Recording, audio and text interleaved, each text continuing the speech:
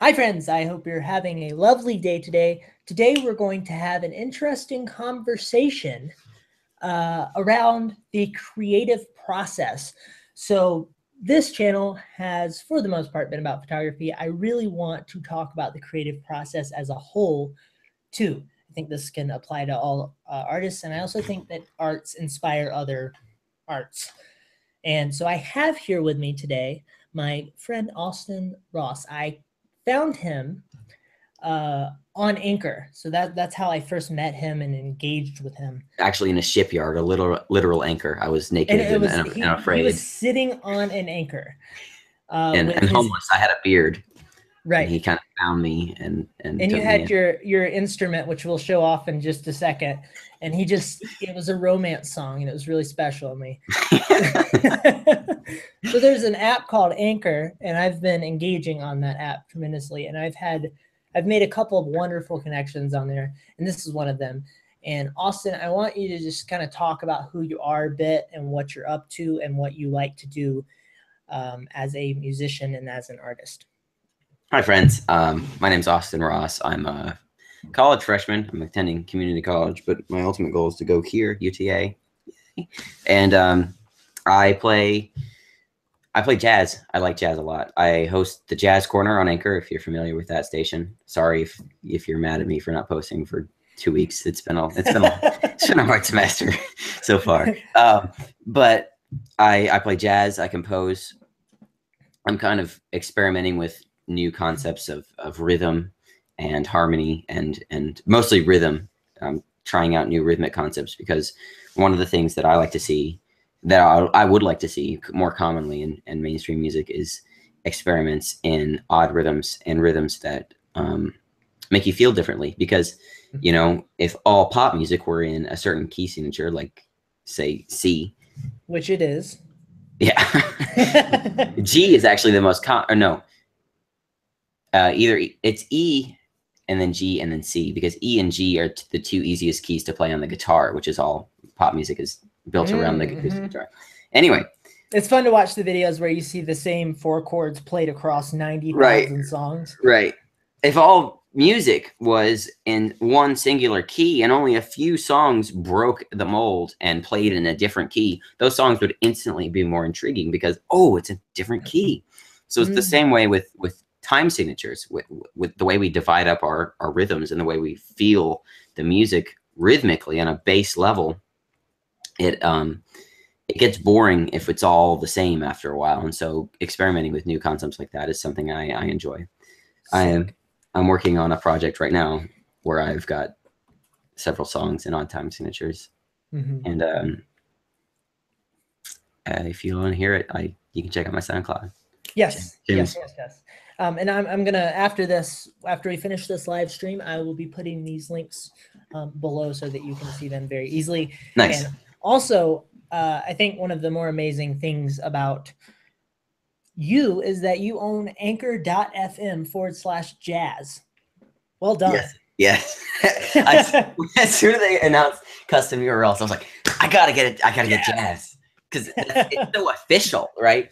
Anchor.fm/jazz. Like, it's not anchor.fm/jazz corner. It's jazz. Like, this is the official Anchor jazz station. Enjoy your stay, right? And it's perfect too, because your Jazz Corner is, in terms of branding, is a perfect station to own the URL jazz, because you're just sharing fantastic jazz all the time. Thank you. Yes, and I've come across some interesting artists because of you as well. So well done. And to be clear for everyone who is listening, Anchor is an audio sharing app, and it's a bit of a podcasting app as well. But the idea is that you can create your own radio station on there. They call it Radio Reinvented. Radio Reinvented. And like I said, it's been a fantastic creative catalyst for me to just be able to talk and share like these intellectual thoughts that roam around in my head at all times. Keeps my head from exploding. But what we are here to talk about is we want to talk about a little bit about discipline within the creative process and how important that is, and how to kind of, I think, separate yourself. I think that in our culture, we hear a lot of talk about when you see somebody who is truly good at something and they make it look easy, you often hear people say that person is so gifted. That's just the thing. I don't have that. And I tend to disagree with that statement in terms of the gestalt of what the statement is trying to say.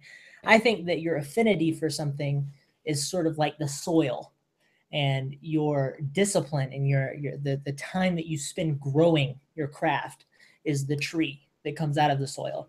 And you, when I was talking to you yesterday about this, we very quickly clicked on what we wanted to talk about. You said something, and I wrote it in quotes because I thought it was interesting. You said, it's easy to create something when you feel inspired, but your best work always comes from deliberation after the heat of the moment is gone. I think that is a fantastic way to put it. And how have you worked to try to discipline yourself? And why do you think it's so important? Well, one of the ways, it's first of all, it's very hard to discipline yourself in anything, and yes, it takes time to create the habits that then allow you to become a disciplined person. And every day it's a new battle too. Yep. For sure. But so sometimes I'll neglect, practicing. I'm a pianist, so I sometimes I'll say, yeah. So you play piano, and I do play piano. I should have introduced yes. myself that. That's first. I'm a composer, but I play piano. Okay. And is that that's your main instrument? I would assume. Do you play anything else? I play guitar. I play a special instrument. Oh yes, go ahead and grab that, because I want to show off this melodica is what it's called, right? That's one of the names for it. Yeah. Fancy. This one's manufactured by Swan, which is a Chinese manufacturer. It was $24 on Amazon, so go hit them up. This is really cheap and easy way to learn how to play a keyboard, and then you're familiar with the keyboard, and you're familiar with like half the things you need to know to play music. So it's awesome. Play Flight of the Bumblebees in E flat. E flat, jeez. Yeah. I don't know. What did I just say? All the flats. No. So here's what it sounds like. It sounds like this.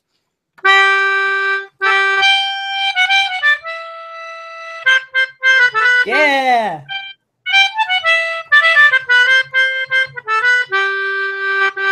So it obviously plays a very reedy sound, and that's because that you just rocked the Office theme song. That's I just have to say. There you go. Wait. Yeah. So the way it works is, if you can see, let me drop this. There's like a filter or something on the side here. And that allows air to go out. But the keys actually open up holes that allow air to pass over a reed. And a reed is a thin piece of typically wood or metal. And I think in this one, it's a metal reed. And the metal reeds will vibrate to a certain frequency when they're blown. So harmonicas use reeds, accordions use reeds, and the melodica uses a reed. And so that's where you get that sound from. Beautiful. And you built that in a shed in your backyard, right? Yes, I did. I harvested the silicon myself and melted it down and found the metal and refined it. And you went deep into the core of the earth, dug a hole in your backyard. Yeah, forget what I said about it being made by a cheap Chinese manufacturer on Amazon for $24. It's all a front. It's all a front. I make 10% on every Swan melodica ever sold. So. Okay, fair. So I know that you've been part of some things lately. Some like you went to like a jazz. What I don't know how to explain it, but like it was sort of a school type environment. Jazz camp. Jazz camp. Yes, jazz camp. Yeah. And explain how did that help you? And I'm curious, did it provide some level of discipline that you didn't already provide for yourself? Yes. Well, first of all, I'm homeschooled. So that's a huge issue when it comes to being a musician. And I think it's the only downside to being homeschooled is that I didn't, and as opposed to having a school band, I am the school band. It's me. You're Hey, welcome. just so you know, I was homeschooled as well, so I totally understand. I'm right with you on Nice. that. Yeah. We're So more like every day, every second. so everyone else has this track to run on, right? They have band practice every day. Mm-hmm. I'm not that way. I just kind of do my own thing, and when I need to when I want to practice, I practice, and when I don't want to practice, I don't practice. So, whereas if you're at band every day, if you haven't been practicing, it's pretty obvious to everyone around you, and your band director pulls you aside, and he's like, "Hey, man, you need to get your act together, or you're going to be off the band." Well, it's like if you have any self-decency, you show up, and if you haven't learned the part, you're gonna feel horrible. Right. And that social pressure, as much as we try to teach people to, be yourself. You know what? Don't let anybody bring you down. You're a special snowflake. As much as we teach each other that in our culture right now, I think social pressure is actually a tremendous way to grow yourself. Yep. And that brings up a great point about originality that I want to bring up later, because I want to talk about jazz camp stuff. But jazz camp, it forced me to, first of all, it exposed a lot of flaws that I wasn't aware of in myself. And that's always a good thing, is if you want to get good at something, find someone who's already good at that thing and learn from them. Have them teach you. What was a flaw that you saw in yourself? I'm curious. Comping. Okay. On jazz piano specifically, in order to be a good jazz pianist in an ensemble, like a quartet or a combo or a big band, you want to be able to comp well. And especially when you're soloing for yourself, you want to be able to accompany yourself on your left hand with your right hand, so that you sound good. And rhythmically, my comping was very flat. It was very not interesting. I was hitting a chord once and then laying off, or I'd hit it twice. And what was exposed to me is that, okay, you need to work on feeling those rhythms and listening to your drummer and listening to your guitarist and listening to your bass player in the rhythm section, and getting in the pocket with them and figuring out where the pulse is, where the groove is, and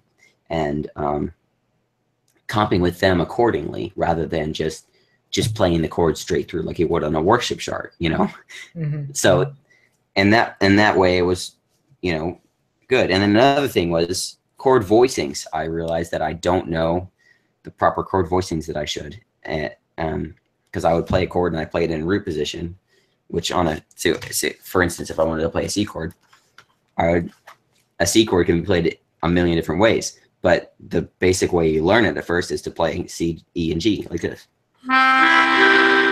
But you can play it first inversion, second inversion, and if you add it on seventh, there's more inversions.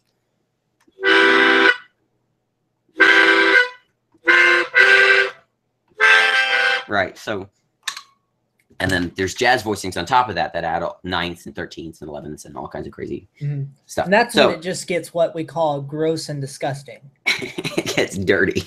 It gets dirty. Crunchy. So that kind of thing, being at jazz camp and around all these people who could do those things, it very quickly showed me, oh, I need to improve in this area. I need to fix that. And so one of the best disciplines you can have is self-evaluation, and being able to tell, okay, where am I improving versus where am I stagnating or regressing, right? And if you can look at yourself and find out what you need to do to improve, that's good.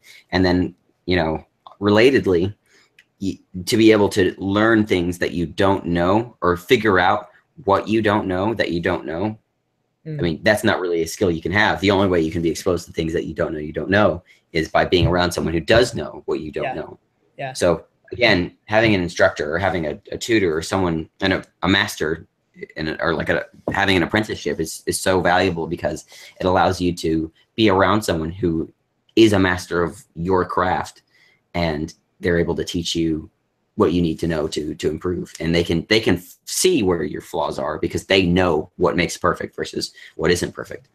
I think something that's interesting that you touched on there was that you intentionally put yourself in very uncomfortable situations. And uh, I think that we as people and as creators can have trouble with what to do with uncomfortable situations. And I think a Right. lot of times when they come up, when there's something that makes you feel like you like, as an artist, there are times where you get in the presence of other people that make you feel like you literally just started yesterday, Yep. even though you've been doing it for 5 years or 10 years. There are people that will make you feel not it's not their fault, but Right. just by their greatness, they will make you feel like you suck, or you like, and you go into this irrational space in your head and what have you, and it becomes very uncomfortable, and it's a lot of pressure, and you don't quite know what to do with it all the time. And I think that we as creators, as photographers, as musicians, as if you sculpt things out of macaroni, that you should run. My wife is just throwing love up for sculpting macaroni. Shout out to those macaroni artists. Shout out to those macaroni artists. The starving macaroni The artists who starving macaroni artists. living paycheck to paycheck. Just They can eat their art. yeah, glue and all. Oh. That's a good way to make your art really suffer or get tremendously better. So what I was saying was that we as we as artists need to learn how to look when uncomfortable things stare us in the face. We need to run towards them, Yep. and punch them in the face, because they're the things that will make us better. They're the things that Yep. will make us a more well-rounded artist and set you apart from the other people Absolutely. who are trying to do what you're trying to do. Right. And I think that's an important facet of discipline. And those people who are so much better, you brought this up earlier, those people always say those people are so talented and they're gifted. And a lot of times people will just think, oh, that's all it is, that they just had it. They have the it factor, the X factor. They had that je ne sais quoi, that makes them special. They have a proclivity towards that certain thing, which isn't true. Anyone can learn anything at any point in time. It just takes effort and deliberate practice. And that's a concept that's brought up in a book called Talent is Overrated by Jeffrey Colvin. Jeff is spelled Geoff. Colvin. Important. Yes. People are going to be looking until 12 o'clock tonight. If you Google talent is overrated, though, it'll pop up. And he explores these concepts of like what separates the good from the great. And, what makes LeBron James great isn't that he just was born with it, right? He isn't just that good. He's that good because he puts hundreds of thousands of hours in at the gym. And he's not just putting the hours in, he's tweaking himself, and he's reflecting on, okay, am I doing a good job here? Where do I need to improve? What did I need to fix my last game that I can work on now? Because practice is different from deliberate practice, where you're actually focusing on the places where you're deficient. Absolutely. And that brings up, there's a study done on these world-class violinists, and I hate to bring up another music example, but this is actually, I think this is in the book. These violinists are world-class, and some of them let me back up. There's a study done on these violinists that go to this world-class music school, and I forget which school it is. I think it's like Juilliard or something like that. So to get in, you have to be really good already to even get into the school, right? But people who graduate from that school, they fall into three categories. First one goes on to become, high school band directors and high school, music teachers. Second group goes on to become, maybe first chair in an orchestra. They go on to become like symphony performers, but they're just the Joe Schmo violinist in the symphony orchestra. He's not like the feature performer. And then the That's third after group, you get into the school, right? right? Yeah. after you've graduated, these are the people that go on to become that. And then Right. the third group of people is the Hillary Hahns of the world, like the really like the headliners, the people are paying tickets to go see them in the symphony perform their violin concertos or whatever. Mm. So okay, they all went to the same school, and they asked them, like, how many hours a day do you practice? And they all said 9 hours a day. They all practiced 9 hours a day. So everyone practiced the same amount of hours. Everyone went to the school. They were all on the same level of excellence in the school. I have to hold on. Let me stop you really quick. I'm curious. I would love to know how many people out there practice 9 hours a day on anything that they do in their life. I don't. I'm lucky if I practice 15 minutes some days. Right. Right. Go ahead. Yeah, but the truly great guys, they all practice 9 hours, except my earbuds are being weird. Except freaking in-ear problems. The headliner guys practiced. Okay, let me go for the elementary school teachers first. The school teachers in music, those guys would practice only things they were already good at. Interesting. They would barely practice anything that they weren't good at. So they would home in on their strengths. Right. And they would play, they would learn the part they were supposed to play, and then once they learned it, they were done. They would go back to whatever they were doing, or that would become part of their strong repertoire. The medium group, they were about 50-50. They would play, hard stuff for them, and then they get bored after like a while, and then they'd go play whatever was, easier for them. And then the final group, the entire 9 hours, every last second was devoted to doing the thing that did not come easily to them. So they focus on their weakness, only and that's how they the made hard thing better. to do. Yeah. And that's something I want to do, but then I sit down at the piano, and all I want to do is let my ideas flow out and be like, right. I want to be free, but the way you get truly good at something is deliberately focusing on what you're not good at and fixing that. Yeah, absolutely. I think that, so for a lot of people don't know here that I am a drummer, and I've played drums since I was 4. I've spent a lot of time on stage, specifically within a church context. And I think I'm an excellent drummer in terms of dynamics because of that, because that was a very natural thing for me. But there are a lot of things that as I've grown, I realized that I did not work on like I could have. If I was really serious about making myself into a tremendous all-star of a drummer. Right. Like Neil Peart. Yeah.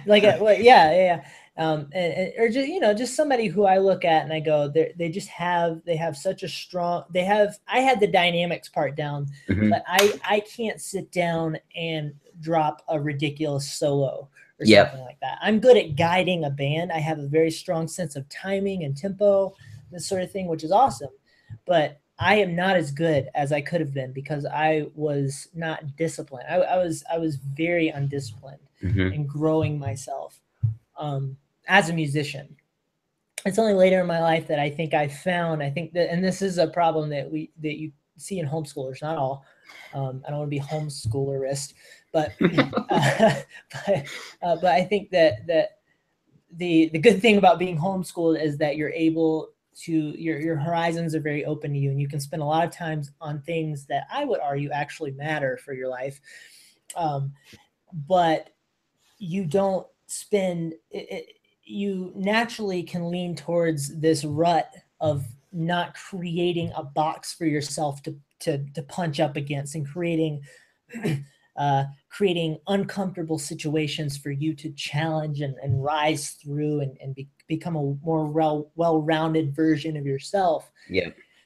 I think I suffered from that, and it's only a bit later in my life that I realized how important it is to put yourself in situations where you're just working your muscles and you're digging into the things that you absolutely suck at within your crafts and that you hate to do. I mean, it's so they all. I mean, the violinists would all say it was mind numbing. It was like absolutely mind how bad it was, because all you're doing is the scales. All you're doing is the arpeggios. All you're doing is, string exercises, finger strength exercises. You're running through different pieces of music that are hard to do. You're drilling yourself on sight reading. Like, all that stuff is hard, and musicians don't like to do it. It doesn't matter what kind of musician you are. You're not, if you like practicing your scales, you're a crazy person. But at the same time, if you like practicing your scales, you're going to be a great musician, because that's all great musicians do, is play their scales. Well, we were last night, me and him were having a lovely conversation on a new app that he introduced me to called Telegram, which is a did I say it right? Telegram. Yep. Okay. Telegram is a messaging. It's actually pronounced Telegram. I'm sorry. No. Telegram. It's French. Sounds Polish. It's basically a messaging app, but insert cocaine. Like, it's a really well-rounded messaging app. It has what is it?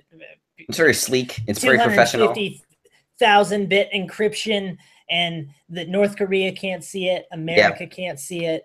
It's beautiful. Yeah. So we were having a conversation about different musicians that we will kind of spend our time geeking out over a little bit. I mentioned a guy named Corey Henry, who is a tremendous organist, and also tremendous with anything that has these things on it. And I think that he's a great example of the importance of really uncomfortable practice, because one of the things I said to Austin as we were talking was that one of the fantastic features of his style, it's a very major feature of his style, is that he looks like he's just figuring it out on stage as he goes. Like, he can just drop tremendous solos and just very dynamic stuff. And I always look at someone else like, ooh, like that. Yeah. Let me do that again. Yeah, right. He'll do something crazy. He'll look out to the crowd. He'll look over to his bandmates and be like, "Look what I just did." But he makes it look easy, and he makes it feel like it's true improv. That's what it looks like. But this is all built on top, this magic, this beautiful thing that is often very emotional. And that's what I was telling him. I was like, I'll just laugh like as he's playing. I do that too. I'll be watching him. I'm like, this is unreal. Like, what's going? This is crazy. I quit. I'm done. I'm done. Yeah. That magic is built on, I'm 100% positive. I've never had a conversation with the great Corey Henry, but I can imagine that is built on hours and hours and hours of the really boring, monotonous stuff. And I think that this applies to music, this applies to photography, this applies to your macaroni sculptures. Yep. I'm curious, James. Yes. What does practice look like in photography? That's a good question. Because in music, when I'm writing a song, or when I want to be good music, there's building blocks of music, and those are my scales, those are my arpeggios, those are my sight reading skills, my ability to identify different chords, and my ear training, all that. So, like, is there eye training? Is there, like, what are the fundamentals of photography that you have to learn? That's a good question. I think that there is what music and photography shares is it actually is it's a art of muscle memory in a sense, but it's you have what your body does when you go to take a photo, which may sound weird. I don't think people describe photography this way, but I'm all about describing things differently. Your body as a photographer, the camera becomes a weird extension of your being. And where I'll watch my wife, for example, in a situation, she's learning how to be a better photographer. And I'll watch her sort of try to find scenes and figure out how to compose a shot. And where I'm watching her and I'm going, like, I would hold the camera up to my eye, and in 3 seconds, my body would just magnetically pivot to the right position and find it. She has not found that yet. And that's the difference. So I think practice is two things. I think practice is I think the more mundane part of practicing in photography is actually, which is different than music, is actually sitting down and analyzing other people's work specifically. That's very, very important. I think that's a major element of music too. Yeah. And actually, you know, you can listen to it and go, oh, this is nice. But what I try to do on my channel is I'll share a photo and I'll go, why is this photo good? Why is this photo so emotionally compelling? And so there's that side, which is the more mundane side sometimes, if you really kind of discipline yourself in the way you do it. And then there's the side which is also, I think, equally important, which is actually going out and shooting and developing your muscle memory within situations that make you uncomfortable, like what you've been saying, within situations that are actually stretching you and challenging you. For me, this is me putting myself right now. This is me putting myself in a situation where, let's say I went to a lantern festival around here recently, and you would think that, in which, you know, they've released like 20,000 lanterns into the air. Right. Beautiful scene. You would think it would be easy to shoot, but these sorts of things are actually a lot harder to shoot in a compelling way. You can take a photo and put it on Instagram, but to do it in a compelling way is difficult. And what I tried to do in that situation, because the situation was actually very, it was a little bit overwhelming because there was just so much going on. So much information. And it's figuring out what to focus on. And it's figuring out when to home in on one specific thing and just kind of like, oh, that person looks interesting, I'm going to follow him for, which feels unnatural because you're like, hold on, but there's something happening over here. There's a thing over there. Somebody's on fire over here. Maybe I should focus on that. That's, but putting yourself in situations like that, where there's actually a lot of energy going on and you have to figure out how to sort through things and just situations that challenge yourself, is how you're going to grow as a photographer and become more well-rounded, and just take thousands and thousands and thousands of photos and then take it back. This answer is getting longer than I thought it was going to be. Then you take it back, and then in editing, that's another bit of it where you really, you have to look at your photo and go, maybe I should not share this photo. This may not be a good photo. I think it's pretty, but why is it a good photo? Why does anybody, this is a good question to ask yourself as a photographer, and I think as an artist, why does anybody care about this? Yeah. Why does this matter at all? What am I doing? And what's the gap between where I am and where there's a photographer, his name is Steve McCurry, and he's my favorite photographer. And what's the gap between me and him? Right. And how do I close that void here? Asking myself that question about any of the pianists I'm a fan of, I instantly go, oh God. Yeah. There's a lot. Yeah. Are you familiar with Peter Lick? I've heard the name, I think. He's like apparently the world's most famous photographer. Oh. In Hawaii. That's why I've heard the name then. But yeah, I haven't really. In Hawaii, on Oahu, they there was, Oahu's like a big nightlife, or what was it? Yeah, Waikiki Beach. Waikiki is a big nightlife city. So it's like imagine New York or Las Vegas, except like a million times more chill. Yeah. That's the kind of energy that's there. It's like super high energy, but also like it's not like a suffocating atmosphere of like, it's so awesome, you know, or like, it's not like a concrete jungle or anything like that. Anyway, Peter Lick he's Australian, and Lick is short for like some really long Aboriginal Australian name. But he's a photographer, and he had a what do you call it? A studio, not a studio, but like an exhibition Oh, yeah, an store exhibition. Yeah, yeah. at in Waikiki.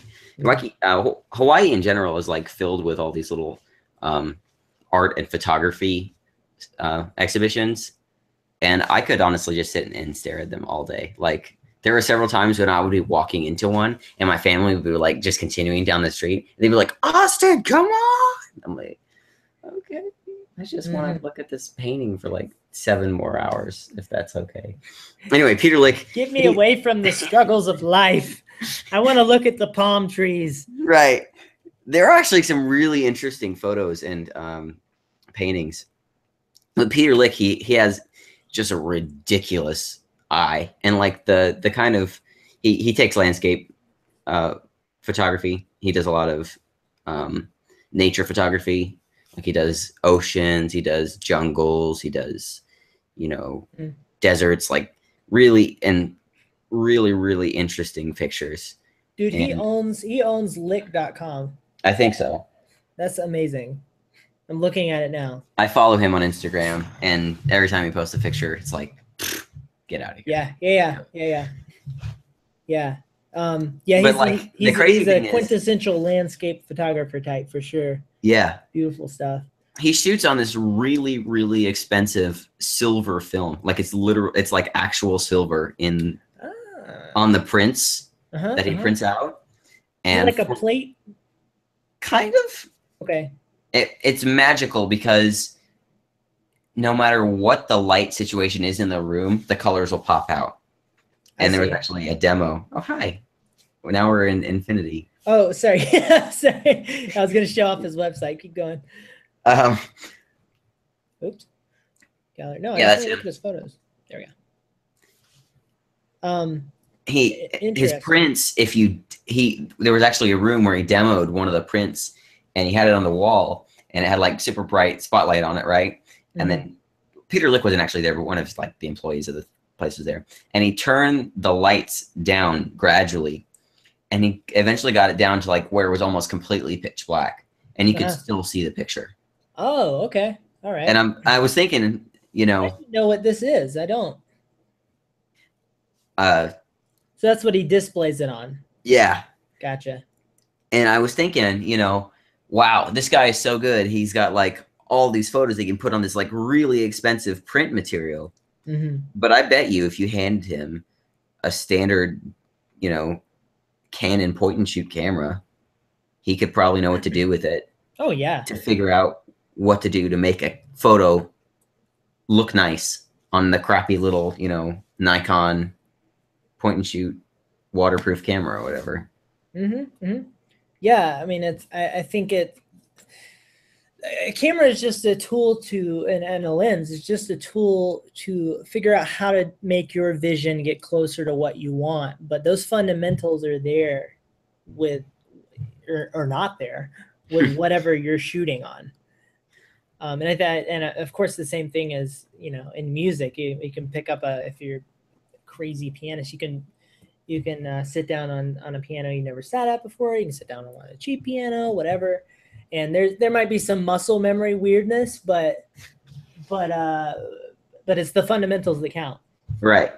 Now I'm curious, when you're taking a photo, how much of your processes goes into editing? For me, it's a tremendous amount. Oh crap! I keep doing the wrong. Hold on. I don't know how to computer. It's for me. I'll sit down and like each photo. Let's say I go on a photo walk, for example. I'll go downtown, do a photo walk. The way that I edit recently has been, I will actually sit down and go through every single photo that I would want to share from that photo walk potentially, and this is an interesting way that I've been able to discipline myself. I think some of discipline is figuring out how to just work the system in a way that actually allows you to naturally be more disciplined. Mm-hmm. And when I share my videos on here, I will put the photos in the videos. I can't put an edited photo in a video if the photo is not edited. So in the past, I would edit photos slowly. I I would come back to those photos maybe 3 weeks, a month later or so, whatever, and I would edit it then. What I do with these videos, with my videos, is I have to have those photos edited. So I have to sit down and edit them all, which is actually a much better way to go about it. Yeah. Because then you can get it out, you share, you send it to your phone. I can then have everything I need on my phone to share on Instagram at any point in time. And it's just a much better way to go about things. But let's just say if I go on a good photo walk, I'll sit down for 30 or 45 minutes and just go through photos and edit them. And kind of get them to all match. The idea is I want them to feel curated to each other, so that they have the same basic look. So when you're editing photos, are you trying to edit something to look exactly as it looks in real life, or are you trying to create an interpretation of what you see? That is like, are you brilliant question. Okay. That's a great question. I think so. If you look at people like Peter Lick, he's a great example of somebody who seems to shoot and edit to make his photos look like what it probably looked like to him there. I may be wrong, but that generally landscape, there's sort of a division between the types of photographers that I tend to see in the world. There are the people who edit photos to look like it actually looks. And then there are people that edit photos to look like it feels to them, like they want it to feel. And so what you end up, a great example of this, and I don't go this far with my editing in particular, but a great example of this is if you, let's say you took a photo in Alaska and you wanted the photo to feel cold. Just like you would in music, you'd have you can kind of tweak your sounds to see more cold. You have more devices. You have scales and things to. Right. And sad even. In photography, you can actually take the colors and make them blue, right? So what you can do is you can make the photos blue if you want the photo to feel cold. You can make the photos warmer if you want them to feel very happy. Same thing happens in movies. When you watch a movie, a lot of times you'll notice the beginning half of the movie, which is like the sad bit, might be very cold. All the colors are very cold and chilled and kind of you're like, you feel tense the whole time you're watching it, which is fascinating to me. You feel tense, and then the second half of the movie, when they kind of get their lives together, they overcome the cancer or whatever, it gets very warm and bright and brilliant. I think Lord of the Rings is an example of this, where Frodo like wakes up from his horrible ordeal. And the colors are all bright and warm. And they're all bright and warm, and everything's very happy and brilliant and kind of like almost dreamy feeling, this sort of thing. And you can do the same thing in photography to an extent. For me, I love the look of film, and I love how film makes a scene feel and how it engages you in the scene. So I tend to make my photos feel like film to create just a more engaging atmosphere to the photos. So you're more on the interpretive side of the spectrum than you are on the realist side of the spectrum. I like to make things I like to make things seem like they feel to me, or how I want them to be portrayed to feel. Got it. It's interesting about Lord of the Rings. Speaking of telling a story, musically, Howard Shore, he wrote a theme for the Fellowship.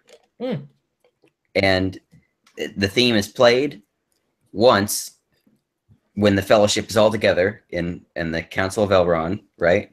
At the very first film. And Frodo's like, I'll take the ring. And then the guy's like, with the Fellowship of the Ring. And everyone's like, that theme plays then, right? Yeah. And then you never hear it again in full. Until the very end of the movie. You only hear bits and broken pieces of it because the Fellowship is scattered across Middle Earth doing different things. What? That's amazing. And you only hear the full theme again when the Fellowship all gets together at the end of the third movie. Dude, geniuses. Yeah, that's brilliant. Howard Shore is a freaking There's so many themes for so many different characters, and every character has a theme. And then, the orcs, Saruman has a theme, Gandalf has a theme, the hobbits have a theme, The elves have a theme. The dwarf has a theme. Yeah. The humans have a theme. The Riders of Rohan have a theme. Mordor has a theme. Like, and then he weaves them all together when they interact with each other in different ways. Storytelling through art is so cool, and a film is such an interesting way to combine all of those together, I think. Right. You have music, you have photography, you have writing. Writing's a very underrated art form, I think. It's kind of fallen by the wayside in recent years because of, movies and TV. But writing is just as an important element in film as it is, in a novel or on paper. Yeah, absolutely. I think if I have this sort of interesting theory that if you start any creative project with, right, like literally if you're like, I want to figure out what my photography needs to be, like what I'm after. If you sit down and kind of write about it, I think you're off to a good start. You actually move past what most people do, which is like sit on the couch and think about how that would be nice to do one day. Yeah. I would like to one day, hopefully, if the stars align, right? right. When I have the time. Right. You got to make the time, man. The time never happens. My dad's dad, he was the king of talking about everything he was going to do and how great it was all going to be, and it never happens. Yeah. He talked about how he was going to write a book, how great this book was going to be. Talked about, all these things he was going to do, and he never did any of it because he was lazy, because he never got up and made himself do anything. He sat and read the news. He was the king of reading the news. Yeah. Because it's comfortable. Yeah, it is comfortable. It's comfortable. You feel like you're doing something productive when you're reading the news. Oh, I'm learning about current events. Yeah. I'm learning about important things in the world. The important things in the world don't matter, Like, okay, Donald Trump is the president. Great. Or terrible, depending on who you are. And this is where this live stream goes downhill. Right? Like, okay, he's changing things in Congress or whatever. And sometimes people feel like that's bad or whatever. Okay, Obama was president. People were mad about Obama doing all this stuff with the border and letting people come in and giving guns to Mexico or whatever. Like, okay, but at the end of the day, you live in America, right? You can walk down to McDonald's or drive down to McDonald's and get a McFlurry for $2. It's delicious. Go get one. Ice cream's delicious. I like how you took a political discussion and just said, but come on, there's freedom of ice cream. Right. I mean, you can do things within your life that create meaning without having to have everything be the end of the world. Like, write a poem, write a song, take a picture, make a movie, like write a novel, like ultimately 99% of the time, the things that people talk about that's so important on Capitol Hill, it doesn't affect us. I mean, until Trump crosses the Rubicon, so to speak, and, starts attacking U.S. citizens or, whatever. Well, there's a guy that I follow very closely. A lot of people, I'm sure, probably heard of him if you spend any time on the internet. It's a guy named Gary Vaynerchuk, and he says if you care about what the people are doing in Washington, if you think that that's actually going to affect your ability to kind of win in life, he's an entrepreneur. Right. To win, you're a loser. Yeah. And I agree with that. I also think that that there are people who spend a lot of time keeping. I think these are important topics to discuss. Sure. In America, and specifically, we have a lot of things going on around free speech and this and that, which is, it's very important to discuss those things and sort those things out. But you have a limited amount of time, a limited amount of focus, and you have to choose what matters. And I think back to what you were saying a second ago I think as I've gotten older, I realized sort of the finiteness of the patterns that you put yourself into, like the fact that people spend their whole lives saying they're going to do, literally spending, you hear this all the time, but like I want to put gravity on this. People spend their entire lives thinking about what they want to do. Yep. What their plan is to do. They turn 89, they have a stroke and die. And They think, oh crap, that's a that's a big deal. I really should have done that thing I said it was gonna do. Oh crap, let me go start my Instagram account. I'm dying. They're having a stroke and they're registering for they're setting it up. They got to verify the email. It's getting dark. They're going down the tunnel. It's bad. But no, I think that the iPhone 9 has an option for internet connectivity beyond the grave. So then scratch everything I just said. I think that I also heard somebody else say, it's very simple, but it's so profound, and it's like it just runs around in my head and my subconscious at all times. You make time for the things that are important to you. Yeah. You don't have time, you make time. Yep. And time takes sacrifices, but this whole it's deceitful in nature, this notion that you have to wait until you have the time to do this thing. I think that's a deceitful thing that we as humans tend to do, and I think it's a way to keep ourselves comfortable. Mm-hmm. And I think that if something means a lot to you, you have to make a decision of do it. If you want to discipline yourself more and spend more time doing the thing, like even if you're kind of feel like you like, I don't even know where this time would come from. Yeah. Take it, see what happens, because it'll probably work. Ultimately, you have 24 hours in a day, right? Right. If 5 of those hours are spent arguing on Twitter about, whether or not free puppies should be granted out to everyone. Socialism puppies. Yeah. Can we call this video Socialism Puppies? No. That'd be fun, right?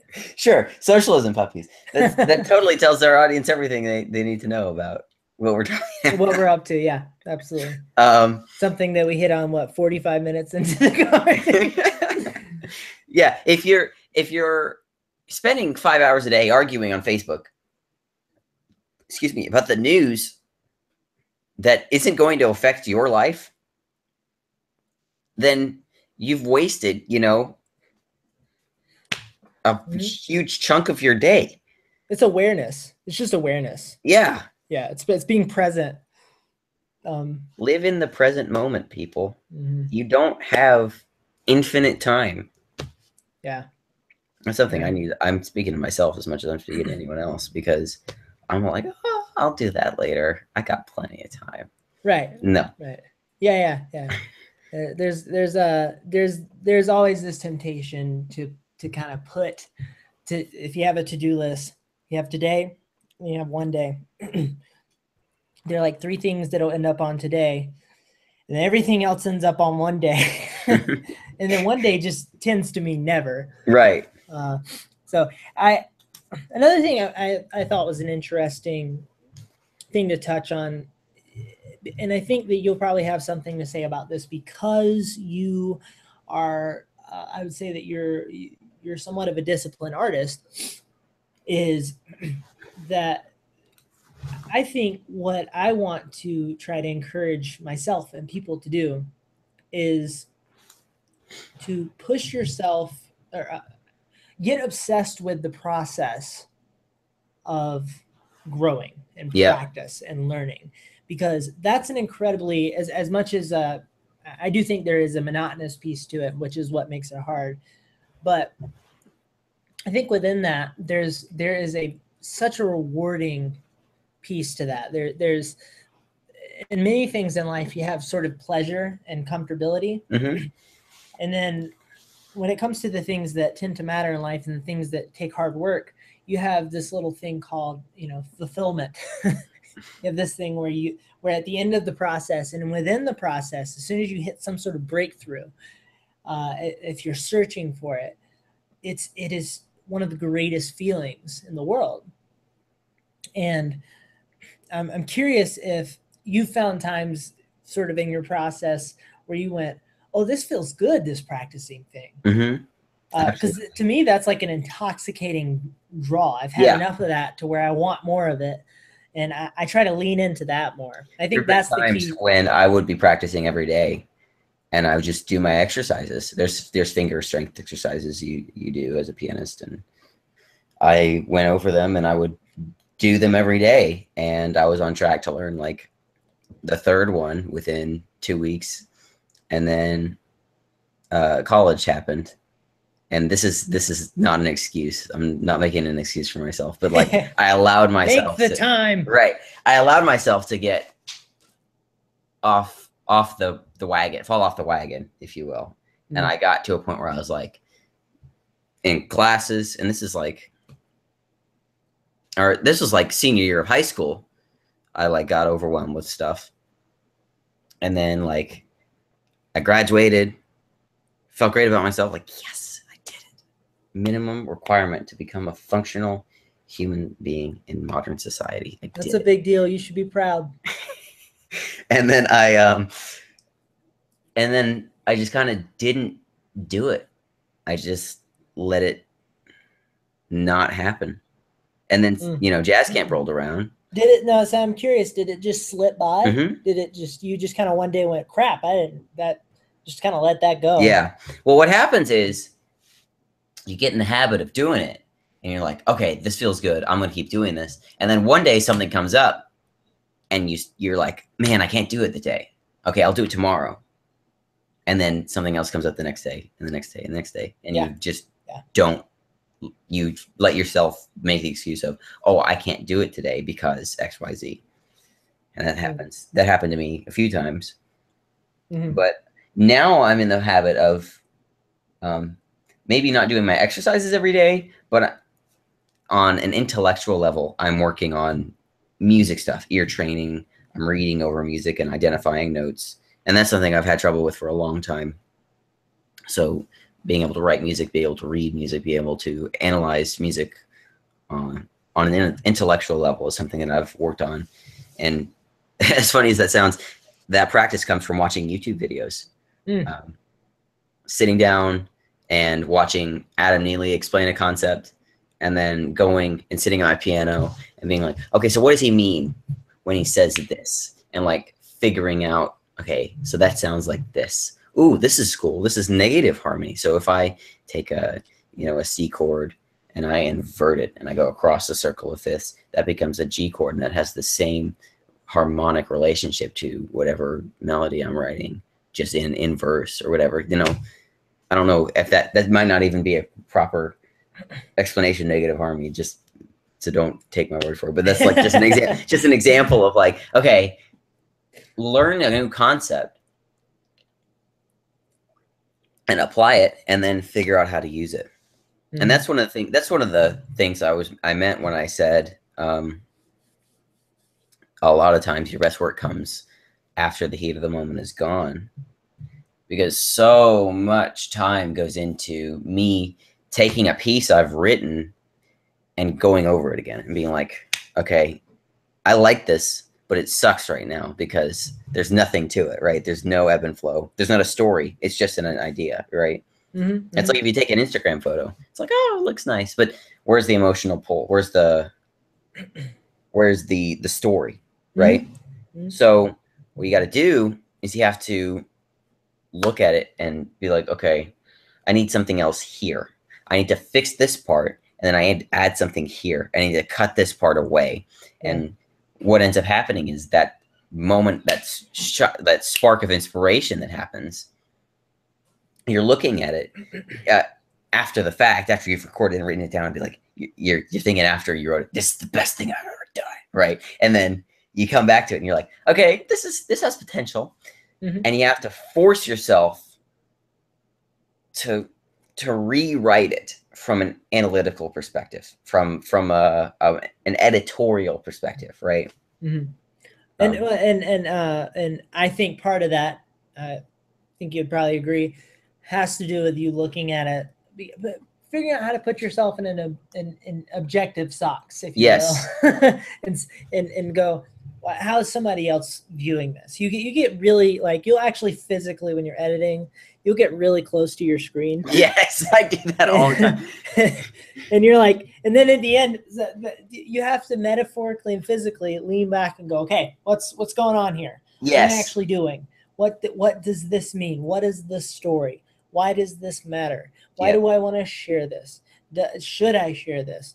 I think the hardest bit for me is, and as a photographer, I think the if you're somebody who really is really serious about trying to tell a story, the hardest part tends to be figuring out what your photo means. Mhm. And once again, if you're able to look at it through the perspective of the fact that you can only take so many photos in life, and that your photos, that there, you can't, There's only so many photos that someone might see from you. right there, right, there's only so many that people might see, but also that you could, like, I'm terrified of taking 100,000 photos that were just kind of nice. Mm-hmm.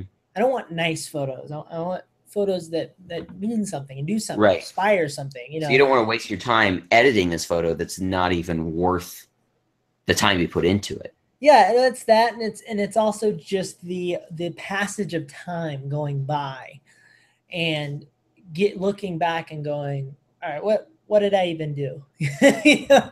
And it's a scary question, but it's an important question to ask yourself, I think. But I think what part of what I was saying a second ago, which I find to be an important thing, is I think that you can get to a place in your creative growth where it's actually addicting to grow, to feel yourself grow. And it's that pursuit of finding that breakthrough and that the growth. I think for piano, it's you're sitting down and you've been for three. So here's a good example. When I was younger, on drums, I wanted to learn how to play Tom Sawyer by Rush all the way through. Ooh. And That's a tough one. That's a freaking insane song. And it's a mother, man. It's and I trained. I sat down and practiced this song forever. And just the part where it's like just that tempo is so fast, and he does it with one hand, that at that point I was like, I'm gonna die. I can't do this. My arm's gonna freaking compound fracture. But I slowly over time got it, and it took me, like weeks. And there's one song that I learned that I think I remember saying, because I can't go back to that time specifically. I remember saying that, like, it took me like 6 months to learn the song. Yeah. Not Tom Sawyer, but there's another song. And wow. but now that particular song and Tom Sawyer, I don't know, I might be a little rusty on Tom Sawyer, but I can sit down and play those songs without thinking now. And it's getting addicted to finding that, which is, I think, an important thing to focus on. I think that's a good way to drive yourself, to give yourself the incentive to get better. Yes. That actually brings up a great point. Yes. I try to make great points. One of the best ways to improve is to learn other people's work and anything. If you're a musician, go sit down. If you want to learn to play like Taylor Swift, if you want to write songs like her, that's what I've always wanted. Don't look up the chords on guitar tabs and just play those chords, right? You want to sit down with her record or pull it up on your phone or whatever, put your headphones in and really listen to what she's doing. Okay. How is she singing this? What's the phrasing? What voicings are she using on the guitar? Figure them out for yourself. Like, if you're, I don't know if this is the same as the exact same in photography. But like, if you see a photo you like and you want to take photos like that, find similar situations and try and recreate those same photos compositionally, right?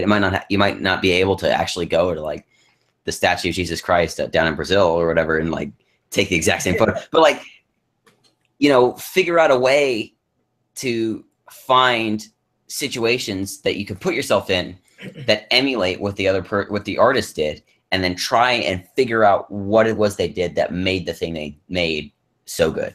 And so do that. I think in photography you'll find that a lot of what you're saying, you can find it in the nuances, and you can go, what makes this photo so great, and why do I think my photo sucks comparatively? And you can compare the two, and a lot of times it'll come down to things, for example, like the edges of the photo. If there's something kind of poking into the edge of your photo, that's a compositional thing. Or lighting is a big one, where lighting's a huge one. Yeah, you'll take a photo, think it's kind of like the scene was interesting to you, but then you get back and you go, what the heck is wrong with this? Then you realize that the person's basically a shadow, and it doesn't work. A guy like Steve McCurry has all of his photos have a very thoughtful approach to the lighting in the scene. Interesting. Also, the story that he's telling, the actual content of what, like, for example, a photo in Nebraska is probably a little less emotionally interesting, generally speaking, than a photo of, you know, a fighter in Afghanistan or something like that. They just have two different emotional weights to them. Right. And there's that difference. That's a real difference. And comparing those two these are nuances, I guess is the way I want to put it. These are nuances that are important. To go back to a drum analogy, a lot of times where you'll see the drums differentiate themselves, a good drummer differentiate themselves is in their kick pattern. Yep. You'll see novice drummers or growing drummers, their kick pattern tends to be fairly the same, or whatever is just kind of the most natural to them. Right, like on the downbeat or on the 2 and 4. Right. You know, and you'll hear, but a really talented, dynamic drummer, you can listen to their kick pattern and go, oh, that's not anything like what I'm doing. Right. You know, that's it's the same with comping on the piano, right? Yeah. You play on like on the 2 and 4, or if you were like paying attention in jazz school, like you play on the and of 2 and 4, 1, 2, and 3 and 4, and 1 and 2 and 3 and 4 and 1. It's like, oh, that's interesting. But like that gets boring after a while if you're just like,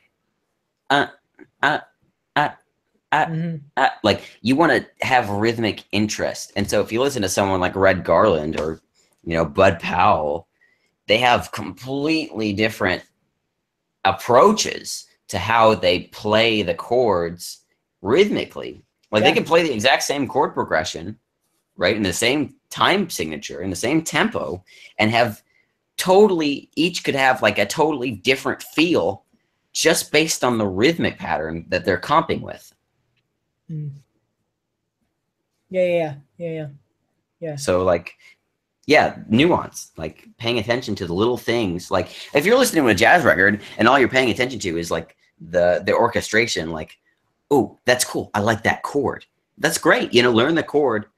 But if you're not paying attention to the dynamics between the different instrumentalists, right, the different musicians playing off of each other, if you're not paying attention to the way that the feel of the groove, if you're not paying attention to like the overall arc of the song, if you're just paying attention to like the I don't know, how cool the chord sounds, how cool that lick is, and you're not paying the one thing that you try, like when you listen to the song, you focus on the most. If you're not paying attention to the other things around that make that one thing into what it is, or you're not paying attention to the less interesting parts that allow the musician to get to that part that's interesting. For example, you know, it's like you can have a solo is fun, but if you can't play with the band, right, you can't get to the solo, and your whole band's gonna hate you anyway. Right.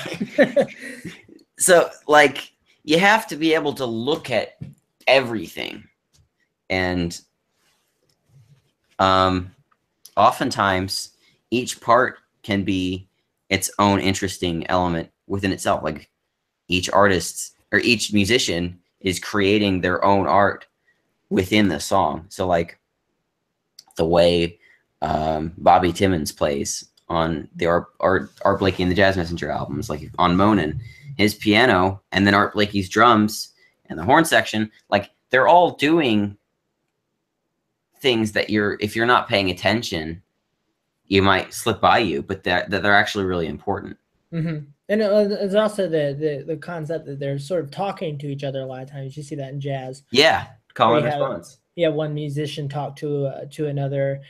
I think of what is it? Lingus, Snarky Puppy. Snarky Puppy. At the end of his just gross solo that melts the faces of thousands, Corey Henry. They do this little bit where it's like, and then he'll do his thing, and then you hear the horns kind of talk back to him, and then he'll talk back to the horns, and they'll kind of go back and forth. That's my favorite part of the entire song. And then they're going and they're doing I don't know what you call, I don't want to call it the head, because like the climax. Well, is that what you mean? No. The head is a jazz lingo term for. I'm just making up stuff. Yeah, no, the head is the term for the main melody, right? Okay. But Snarky's music is so complex, and there's so many different parts that could all be considered the melody. That the head, like if you're gonna play a standard, like say we're gonna play My Funny Valentine. My Funny Valentine sounds like this.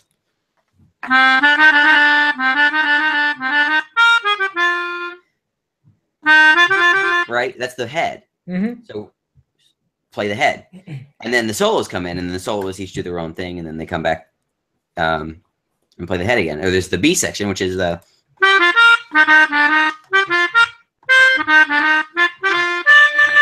and that's the B section, that's the bridge. But in Snarky, it's like the head's different. Anyway, so yeah. The horn section is like playing. so I want to just make sure I'm understanding correctly. It's almost like sort of the foundation for the song that the other stuff kind of goes around, but it returns back to the foundation. Yeah, sure. Is that right? Yeah, the head. Sure. So like yeah, whatever. Let me think of a better way to explain it. The head is the part you hum. Okay. It's the part you sing, right? If I'm gonna on a jazz tune, if you're gonna sing Take 5, unless you're like the jazz geek of your school, you're not humming Brubeck's solo, right? You're not playing you're not singing Paul Desmond's licks that he's doing on his solo. You're singing da da da da da da da da da da da. That's the head. Yeah. Right. The main rhythm. Yeah, the main line, the main melody. Yeah. So on Lingus, I mean any Snarky song, you have 4-5 different heads to a song. Right. So anyway, when you're coming back to the whole talking to each other thing, Corey does his solo, and then his solo is done, and then the horns come to like, I'm going to call it the scripted part, right? It's pre-written, it's rehearsed. Excuse me. And then over top that, Corey's responding, and he's talking to the horns as they're playing the scripted part. Right. You know what I mean? Yeah. And he's still his solo's over, but he's still soloing through to the end. Mm-hmm. Yeah. That freaking song, dude. That whole album. Dude, it's so good. Yeah. Dude, the first time I heard that solo, I was like, this has never been done before. This is like we've reached Mars. Yep. It's like NASA reached Mars. Yeah. That's what this solo is. Well, I mean, I want to give Corey all the credit in the world for his soloing ability, but I don't want to take away from the fact that Michael League is a compositional genius. Absolutely. He composed everything you hear in that song. Which on its own is going to Jupiter. Yeah. It's like, and I love watching him play because he makes the craziest faces while he's playing. He's like, right. And what's fun is when he's not even playing, he'll just watch the other musicians, and you can tell he's just thoroughly enjoying whatever's going on around him. That's the way jazz musicians are. Because they'll just make weird faces when they hear something good. Like Yeah. if someone plays a crazy chord, everyone will go. Oh, there's that. This makes me think of that one scene. I forget. Is it Darnell Lewis? Is he the Darnell something? Is that the right No. name? There's so Bill okay, Lawrence. maybe. So there's Corey Henry, and then there was the other guy on the set. Well, What's there's his Sean name? Martin Okay. and Corey Henry are the two keyboardists together on We Like It Here. Like they're standing next to each other.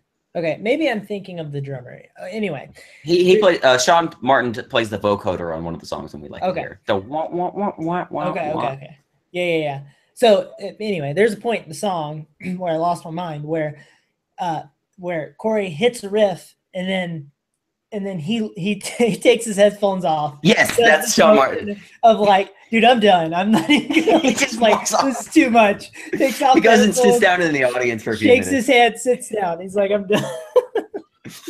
And Bill Lawrence is standing across the room at the piano, and he's just standing there. And he's like, Yeah.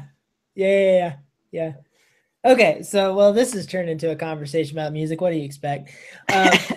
So "That's a superpower of mine. I can turn any conversation into a conversation about music." I like it. I'm curious. Have you? I think a bit of discipline, a huge part of discipline for me that I've had to learn. This is sort of my secret weapon to disciplining myself. Oh, And it's I'm all ears. and it's learning how to access it, which is the difficult part. And that is this sort of what I would call a go mode, where you kind of you'll spend, let's just say this is how I operate. I'll spend 2 hours needlessly in this zone of like, I need to get something done. I know what I need to get done. Yeah. But I'm thrashing. I'm watching YouTube, whatever. Yeah. There's Me, a point. 100%. Yeah. Okay, good. Homeschoolers unite. There's a point where I have learned how to finally go, you know what? Freaking screw it. I'm going to do this. Like I'm going to get up. I'm going to, like, metaphorically, I'm going to run across. I'm going to do cartwheels across the house over to the thing that I need to do. I'm going to go at it. Yep. I'm just going to do it. Screw all my feelings. Cause a lot of times it's just all in your head. Screw all of that. That's gone. Whatever. I know what I need to do. Go mode. Go. And this to me has been tremendously helpful. I've learned a lot of it. I've learned some of it from working at Starbucks as well, where you kind of have to. You have to go. Go mode. And so it's just watch it go. This is a great visual analogy for go mode. Go to the most busy Starbucks in your area and go there as early in the morning as you can. Watch the barista making drinks. That's go mode. So that to me has been sort of that to me has been a bit of a secret weapon into figuring out how to discipline myself and make things happen. Yeah. Write something on your to-do list and jump into go mode. Okay. Start with being very clear about what your goal is, but there's a point where you have to say to yourself, you have to. It's like you have to slap yourself in the face and go. Do you do that? I do that when it's possible to do that. Now, here's my problem. Okay. And I'm curious what your approach to this is. If it's about like household duties, I can't help you. I'm sorry. No, this is a college question. I can't help you. I'm sorry. In college, I've got 5 different classes, right? Mm-hmm. Or 4 classes in a lab, because jazz band is a lab. And they have homework that requires, several hours a week to complete. And you can't just do it in one night, although I've gotten by doing it all in one night past couple weeks. But go mode, I feel like only helps for tasks that need done now. So how do I break up something as big as I need this essay written by the end of the month into, how do I condense that down into something I can go and say go mode? For me it's baby steps, because you'll overwhelm yourself with the whole thing. That's where I get into the thrashing, where I'm like, just spend 2 hours on Reddit because I don't have any. I know what I need to do, but it's like so much. I'm like, well, so okay, so if let's just say you spend let's say you have a big project, and we'll say that this is a photography project, this is a music project, whatever. Because I'm trying to help people apply this in all sorts of areas Sure. of their lives. And believe me, I'm not perfect at this, but this is just what I think is helpful if you can actually make yourself do it. Mhm. Maybe you literally set a timer, but break it up into 30 minutes. Like literally set a timer, hit start, just for 30 minutes, get as much done of that baby step as you can, because that makes it bite-sizable enough for you that it doesn't feel horrendous. And a lot of times you just don't get to that point though. Yeah, Just yeah. like, in your mind, you're like, they have this whole thing. You eat the elephant one bite at a time. Right. Yeah. You have to break it up into these itty bit, and there's nothing. The reality is your alternative is doing none of it. So Right. why not do 10% of it at a time and get a little bit, but part of that is setting a to-do or whatever, writing it down, making a timer, whether it's mental or physical. I find that a physical timer sometimes can be really good. Right. And jump into this intense, focused go mode. And like for me, a lot of it comes from a place of, isn't this what you want, James? Like, isn't this what you want to be? Don't you want to be able to be somebody who can pour your energy into, think of a flow. Don't you want that studio on the Las Vegas Strip? Exactly. Think of, us as musicians, we love this little thing called the flow state. Yep. You can find that. Don't you want that flow state of working really hard and just grinding and feeling progress happen and all of that? And I think that if you drive yourself from that perspective, like, let that be your inspiration. Like, I want that flow state. I want to be able to do this. I want to be able to look back and go, at the end of the day or at the end of this project, I did a really good job. Mm-hmm. I think you do that, and then you break it up into really small bits, take out 10% of it at a time. I don't know exactly how to apply that specifically to music, because every situation is different. Mm-hmm. But I think for me, for example, this video, and also there's this fun thing called momentum, but I'll get to that in a second. Okay. This video, setting these live streams up with you, I'm trying to do more of these live streams with different people that I'm associated with. So I finally went into a go mode. I think it was yesterday or the day before, after I had a live stream, which inspired me. Mm-hmm. I went into a go mode. I rode that wave, went into a go mode of like reaching out to like 3 or 4 different people and just saying, would you be interested in having this conversation? So one replies back. Then you have momentum. Then it's like, okay, now now we're doing something. Now we're getting somewhere. But it started with that little catalyst, that little baby step of just reaching out to somebody and going, and also saying a lot of the things that I think hold us back are our fears of what we are scared is going to happen if we actually do go try to do that thing that we want to do so bad. We're like, hold on, if I do this, then that means, let's say if I sign up to jazz camp. If I sign up to go to jazz camp, I'm setting myself up for people to look at me and go, you suck. That was really bad. You suck. And that just subconsciously, it's like this weird molasses in your head. Yeah. That keeps you from doing something. I've been trying to learn. I think I've been getting better at going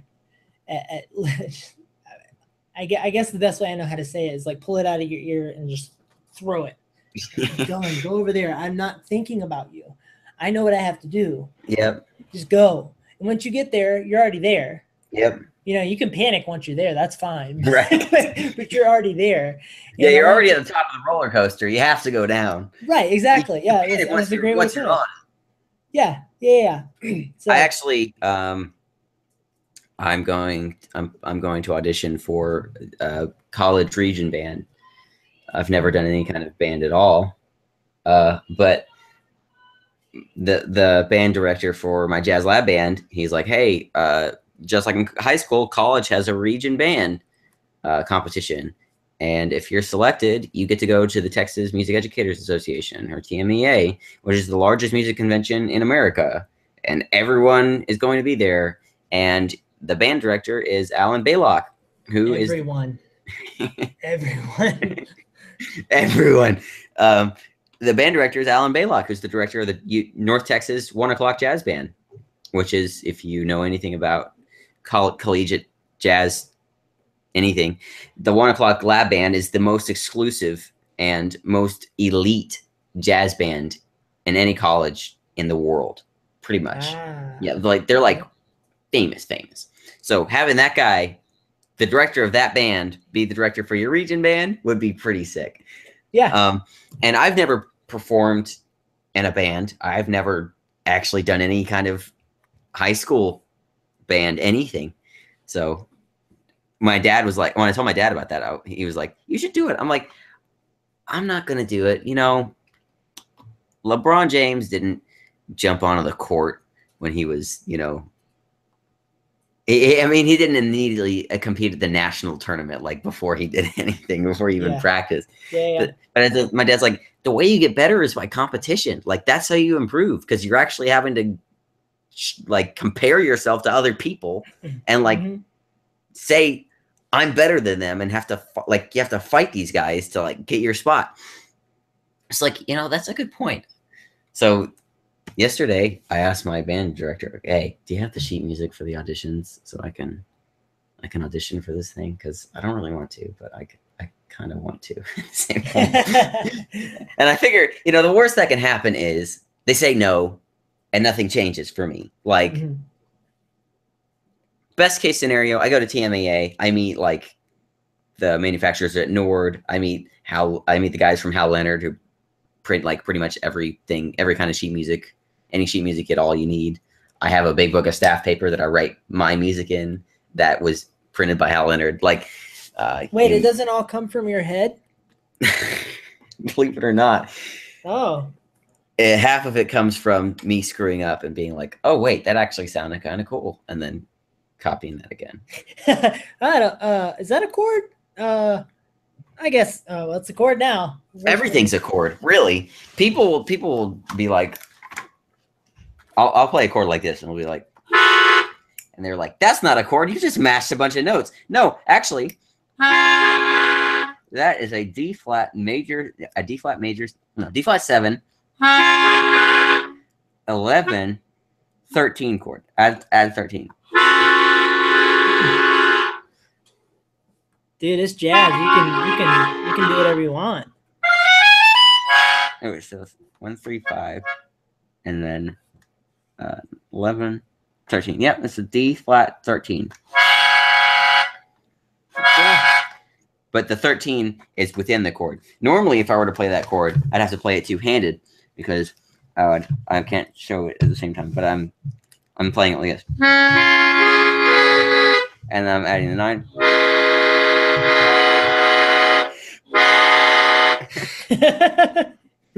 So I'm like hitting all these notes, but condensing it down to the one chord.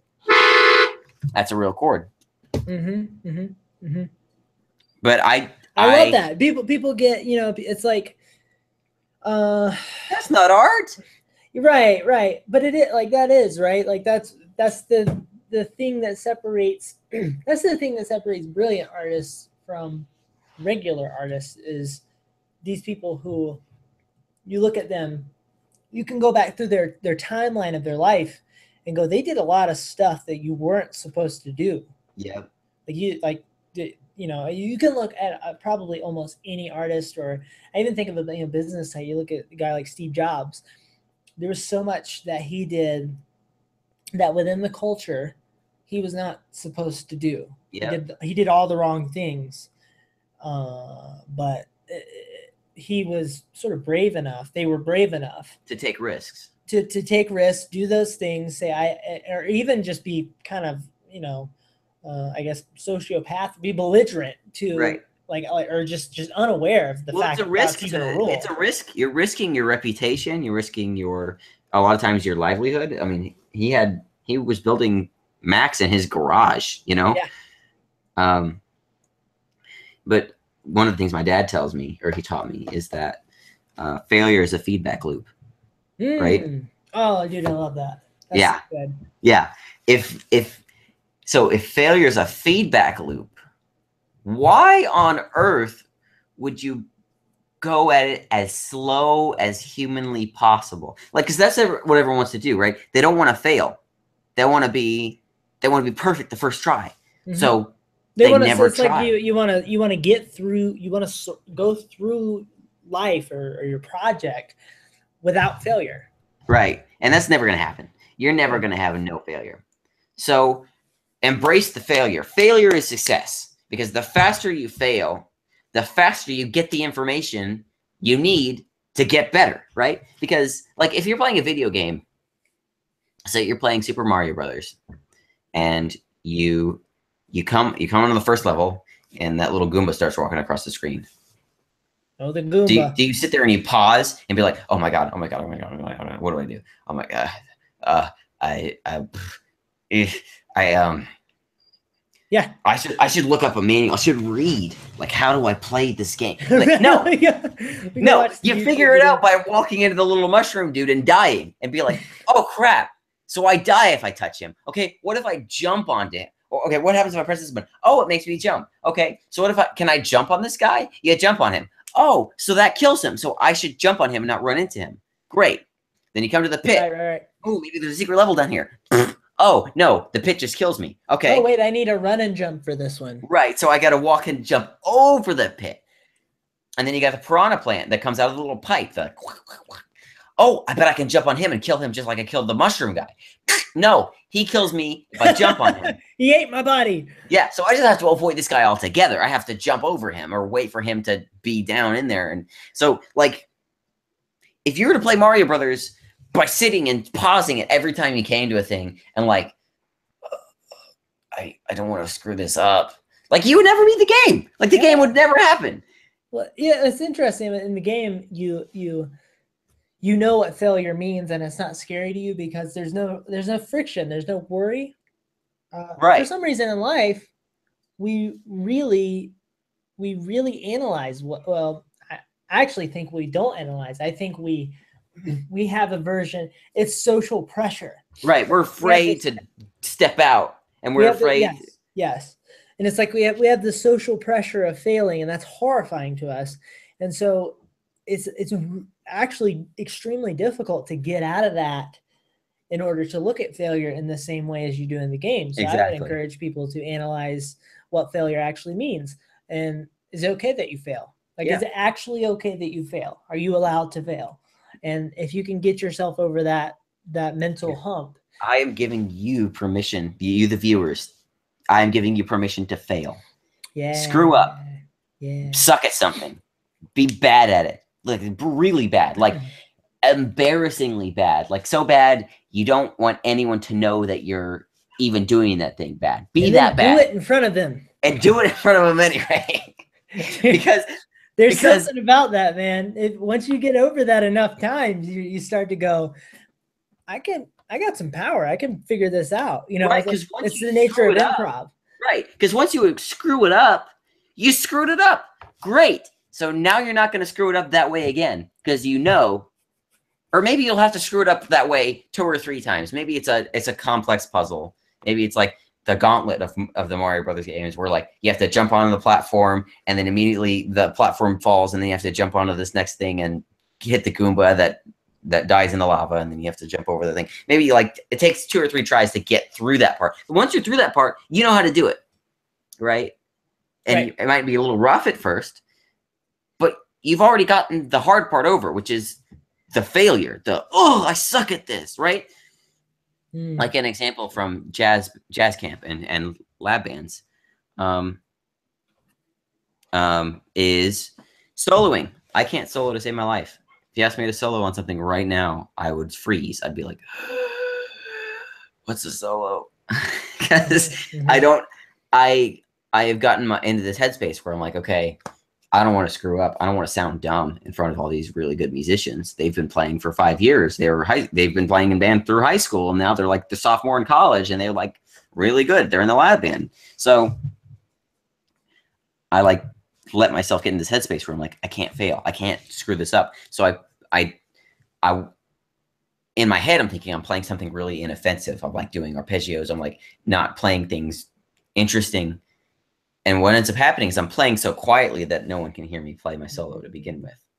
Now that's interesting. I'm afraid to play out, and so no one hears me stuck. But at the same time, I'm not playing really. I can't even hear myself. And so there's no improvement. There's no rubber meets the road of you screwed that up. That was a bad solo, right? There was no solo at all.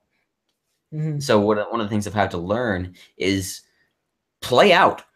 One of the things my band director said is wrong and strong. Right, own it. Wrong and strong, loud and proud is what he says. I love it. Dude, be wrong and strong. There's so much that you can learn from music, that from being a musician, that you can apply to life if you are intentional about it. Because I mean, there's so much. Like on stage, I'll tell one more story and then we have to go because I have to wash dishes. Discipline. But yeah, but I think as when I'm on stage, I am at the sort of actually the most comfortable. I'm in an extremely comfortable place in my life because I've had so much experience growing up. I've been on stage since 6th grade. Not just recently, but back then, and I'm extremely competent and extremely confident because of that competence, right? And so I did not have fear about getting through a song. It was very natural for me, and even if something happened, like I wouldn't even think about failing. It would just be like boom, and if something goes wrong, I had enough experience that I would be able to figure out how to sort through that. It just wasn't an anxiety driven environment for me, as many things in life can be for me. One time, this is a great example of the epitome of this. One time when I was on stage playing live in a pretty big room, let's say 1,000 people or so, 500 to 1,000 around there. We had a drum shield, and the drum shield in the middle of the song fell on the drum set and oh my gosh. So I'm doing this number, right? Riding the crash like this. And then the drum shield falls on the crash I'm hitting. So it falls on me, and at that moment, it took me a split second to go, well, that's not going to work anymore. It moved over here and just kept like, and I was like, I could have played the rest of the song that way. Luckily, my bandmates like finally turned around like, oh crap, like we gotta go free James. he's got a drum shield on him. But I could have finished. That is so funny. Yeah, I could have, and there's video of this somewhere. I just never got it, which sucks because I wish I did. But I could have finished the song that way. Like it would have been no big deal for me to finish that song because I was so comfortable in that. I had control. I had the control, and I think that did come from, and I said it in the beginning that I was not, that there were areas where I could have been way more disciplined on drums, but that came from the discipline and the time of putting in the time and actually just going through that sort of experience over and over and over. Great example of this always happens. Every drummer, if you're on stage enough, you'll throw a drumstick across the stage. And so there were times where I had to finish the song with one drumstick. Just like that. And you go through that enough, and I suppose discipline comes into play there too, but you go through that enough, and you get really competent at dealing with that situation. That's something I'm And fascinated. not throwing your drumstick across the Yeah. room in the first place. Yeah, well, that too, but like, but being able to know what to do if the drumstick flies out of your hand. Right. You know, being able to have the muscle memory, even to not even have to think about what to do. You're like, well, drumstick's gone. Okay, next. You know, move. Just you just sort it out immediately. But I think that what I want to leave people with is to take whatever you're going after in life, be very serious about it, because you don't have all the time in the world. Like, don't screw around with the things that you really want to do, the things that mean a lot to you, and the things that are scary that right now you're kind of in hiatus from. Right. Don't screw around with those things because you don't have all the time. I used to play clarinet, but then, I just stopped. Oh, yeah, right. Exactly. And Or I used to be a photographer. I had an Instagram page. I had a VSCO page. It was pretty popular. And I just, I had an Instagram page where I played clarinet on it. But yeah, so be very serious about that. I say that a huge part of discipline is splitting things up into baby steps. Momentum is huge, because you can't, like, starting the creative process is like pushing a train. Sure. That's the hardest part. But when you get the train going, you start to generate momentum, emotional momentum, to do more of it. And that's a huge thing. And then splitting the things up into bite-sized pieces to finish big projects. We have to look at these people who make movies, for example. A movie is so many moving pieces. It takes 6 months to years to whatever. Back in the day, Disney movies were animated frame by frame. Jeez. And so an hour and a half of frame by frame. It takes some discipline. Yeah. And the greatest things in life are supposed to be hard. That's why they're supposed to take time. If it was so easy, then everyone would do it. That's the point. Yeah, this is life. So with that said, Austin, I'm gonna go so that we don't talk until 6 a.m., which is pleasing to me that we could do that. Yeah. But we will come back at this at a later date. And thank you for everyone who hopefully watched this far. Thanks so much for having me on, James. I really appreciate it. Absolutely, man. It was so great to see you finally and actually talk with you face to face. Yeah, I always say to people, it's like we meet them, on the internet or in person. I'm like, it's so great to meet your face. Meet your face. That's a good one. Yeah, it's so great to meet your face. So thank you so much. It has been a pleasure. We will talk more soon. And you guys got to experience a relationship building power hour of conversation goodness. Excellent. Power hour. It was more like 2 hours. I don't even know how long we've been going. But it was excellent. Thanks, man. Okay, we're going to go. Bye, guys. All right, bye. Say bye. Bye.